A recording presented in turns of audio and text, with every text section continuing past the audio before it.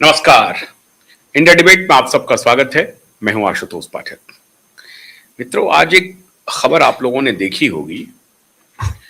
अब वैसे तो हम लोग पॉलिटिकल खबर अधिक करते हैं, लेकिन जब बॉलीवुड का जिक्र आ जाता है और कुछ ऐसी बात हो जाती है जिसका पॉलिटिकल मतलब भी निकाला जा सकता है, तो चर्चा बहुत अवश्यंभावी हो जाता है। अब आज 5 जुलाई है और 5 जुलाई को एक निमंत्रण सोशल मीडिया पर दौड़ रहा है। कहा जा रहा है कि आप सभी लोग मत पहुंचाइए, मुंबई के बांद्रा में 150 मेहमानों को ही बुलाया गया है और वो भी एकदम से नजदीकी पारिवारिक मित्र को बुलाया गया है। आज की जो ये 5 जुलाई की कवायद है,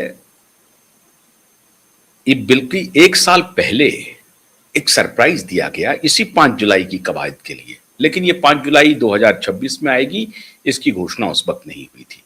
लेकिन कुछ पत्रकारों को एक होटल में, 5 सितारा होटल में बुलाया गया और कहा कि आज तुम लोगों को तुम्हारी औकात दिखा देते हैं कि तुम लोग कितने बड़े 30 मार खाओ, कुछ नहीं हो तुम लोग।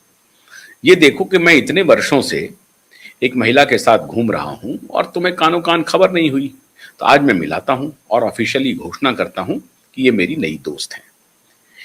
ये कहने वाले थे श्रीमान आमिर खान साहब, और वो पत्रकारों से गुफ्तगू कर रहे थे और पत्रकारों को अपनी तीसरी होने वाली, अभी तक उस वक्त तक वो गर्लफ्रेंड थी, हालांकि 25, ऐसा वो दावा करते हैं कि 25 वर्ष पुराना उनका रिश्ता है, रहा होगा, लेकिन वो पहली बार उन्होंने पत्रकारों को ये चौंकाया कि इतना पापराजी पापराजी करके घूमते रहते हो, लेकिन तुम्हें कानो कान खबर नहीं हुई और देखो हमारी तीसरी गर्लफ्रेंड आ गई। भाई, ये तीसरी गर्लफ्रेंड तो अधिकृत है, जो छुपा नहीं पाए श्रीमान। जो छुप छुप करके इनका खेल चल रहा था वो अभी भी चल रहा होगा।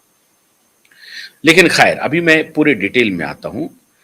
श्रीमान आमिर खान की आज शादी है, 5 जुलाई है, तो 150 मेहमानों को बुलाया गया है और उसमें भी परिवार के ही ज्यादातर लोग हैं। 150 भी कम नहीं है, लेकिन पारिवारिक लोग हैं। और इसके बाद कोई पार्टी नहीं होनी है, ये भी ध्यान रख लीजिए। मतलब इनकी तरफ से सूचना है कि कहीं कोई रिसेप्शन नहीं होगी, बस एक सादे समारोह में दोनों परिणय सूत्र में बंध जाएंगे और इसमें इनके चारों बच्चे शामिल रहेंगे, दोनों पूर्व पत्नी भी शामिल रहेगी। बड़ा अद्भुत है, चारों बच्चे शामिल रहेंगे।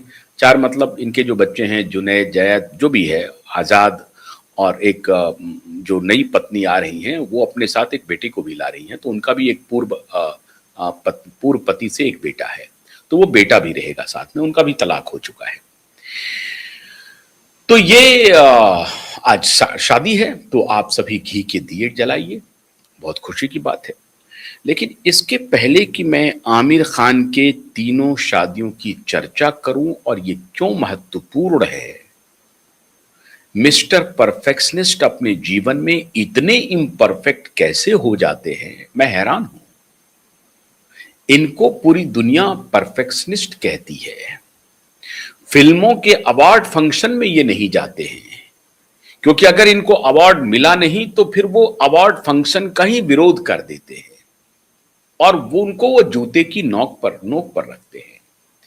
मीडिया में प्रचारित करवाते हैं मिस्टर परफेक्शनिस्ट। 2 साल 3 साल में एक मूवी करते, हर साल मूवी नहीं करते, 2-3 साल में एक मूवी हुआ तो कर दिया और फिर वो मूवी फिर बॉक्स ऑफिस पर कमाल का काम करती है। अभी बॉक्स ऑफिस पर आई थी कोई मूवी, कुछ चली वली नहीं इनकी, लेकिन बॉक्स ऑफिस पर कमाल का काम करती है, वो मूवी लेकर के आते हैं। मतलब हर साल ये कोई मूवी नहीं बनाते हैं। इस तरह के परफेक्शनिस्ट हैं। तो अभी इनकी पीआर एक्सरसाइज पर भी मैं बात करूंगा, लेकिन बॉलीवुड में लव जिहाद शुरू करने वाले ये जो 3 नए खान हैं, उसके पहले का एक दूसरा इतिहास है, अद्भुत इतिहास है। वो लव जिहाद का इतिहास नहीं है। और आज देखिए, इस मुद्दे पर, इस लव जिहादी को कोई भारत का बड़ा राजनीतिज्ञ इसकी आलोचना नहीं करेगा, हिंदुत्ववादी भी नहीं करेंगे, ये भी नहीं कहेंगे, लव जिहाद कहना भी ठीक नहीं होगा। क्यों? एमिकेबल हो रहा है ना, म्यूचुअल अंडरस्टैंडिंग से हो रही है ना। म्यूचुअल अंडरस्टैंडिंग से ही बेचारे छोटे लोग भी करते हैं, लेकिन छोटे लोग करें, गरीब लोग करें तो वो लव जिहादी हो जाते हैं। उनको पैसा मिलता है ये काम करने के लिए, ठीक कह रहे हैं।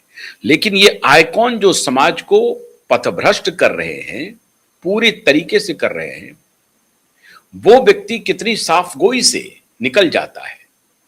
एक बहुत अच्छी जर्नलिस्ट हैं मुंबई की, वो अक्सर वो कहती हैं कि बॉलीवुड ने और खास तौर से इन तीनों खान ने और कुछ और लोगों ने एक नई रणनीति बनाई, एक नया तरीका ढूंढा कि शादी करो, तलाक दे दो, फिर दूसरी शादी करो, पहली शादी से भी जो पहली पत्नी है या पति है उससे संबंध दोस्ताना रखो, फिर दूसरी शादी कर लो, उसको भी तलाक दे दो, उसके भी दोस्ताना रखो। इसकी मिसाल है श्रीमान आमिर खान जी। अब आप इन्हें कहेंगे परफेक्शनिस्ट, ये फुली इम्परफेक्ट हैं। और इनका अभी पूरा पीआर एक्सरसाइज ये कैसे करते हैं, ये व्यक्ति क्या है, इनके बारे में मैंने कई शोज किए हैं। आमिर खान और रिया चक्रवर्ती को लेकर के मैंने कई खबरें की हैं। आमिर खान और फैजल खान जो इनके भाई हैं उनके बारे में खबरें की है। फैजल खान को किस प्रकार से इन्होंने पागल बनाया, किस प्रकार से मेंटली विक्षिप्त किया। कोर्ट जाना पड़ा फैजल खान को, इनके छोटे भाई को, इनके बड़े भाई को, बल्कि छोटे भाई को, इनके छोटे भाई को कोर्ट जाना पड़ा, कोर्ट से साबित करवाना पड़ा कि मैं पागल नहीं हूं, मैं मेंटली चैलेंज नहीं हूं, मैं विक्षिप्त नहीं हूं। अदालत ने जब उन्हें कहा कि हाँ आप ठीक ठाक हैं, तब, नहीं तो साल भर इन्होंने उनको ड्रग दे दे करके उनकी हालत खराब करवा दी थी। ये है मिस्टर परफेक्शनिस्ट का इनका पारिवारिक, इनका ये जो की चर्चा है। लेकिन इस पर आने के पहले एक जिक्र आज बहुत जरूरी हो गया है इसी के आलोक में। ऐसे भी शख्स रहे हैं बॉलीवुड में, शोमैन जिसको आप कहते हैं, यूसुफ साहब, दिलीप साहब।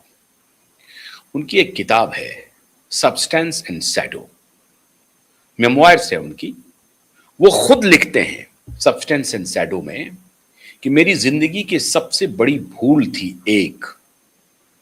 बहुत कम लोगों को मालूम है कि दिलीप साहब ने 2 शादियां की थी, क्योंकि जो दूसरी शादी थी वो बहुत कम समय के लिए हुआ और बहुत जल्दी दिलीप साहब को यह एहसास हो गया कि मुझसे गलती हुई, और उस गलती को कैसे इन्होंने ठीक किया वो भी मैं बताऊंगा। तो ये श्रीमान आमिर खान भी एक तरफ है और एक तरफ यूसुफ खान भी हैं, एक तरफ दिलीप साहब भी हैं जो अपनी गलती को ठीक करते हैं।